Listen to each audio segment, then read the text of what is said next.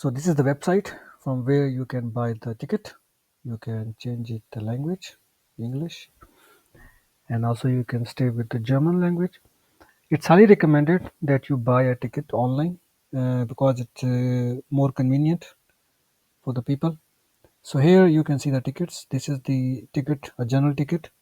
This is only for the classic one, meaning that you can go to some level of traveling using the ticket, and then from there you need to hike yourself, do the hiking or climbing.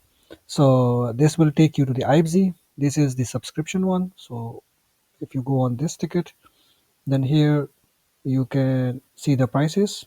Yeah, and then when you click on buy now, then from here you can see different options like descent, then you can have a Garmisch Classic and other ones, but it's highly recommended that you should go with this one because it provides you automatically the option of ascent and descent one time. Like you can go in a one time in a one way to ascent, and then when you want to come back, then you can come back from there.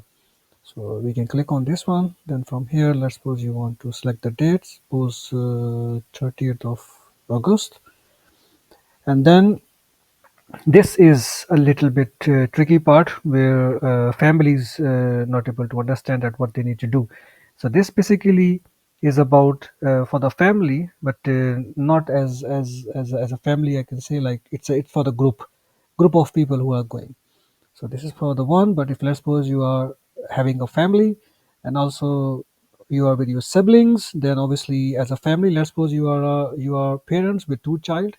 So mother with one child will be like this, then the father will be here and one child will be added here. And if let's suppose there are uncles or aunties together or someone else like the teenagers, then you can just simply select it here that okay, this is one uncle, two like uncle and auntie, then one youth child. And now if you click on add to cart, then this is being added for you, and then from there you pay the price and the ticket will be issued to you. Hope it helps. So this is the page you can also find on the website where you can see the information for the round trip.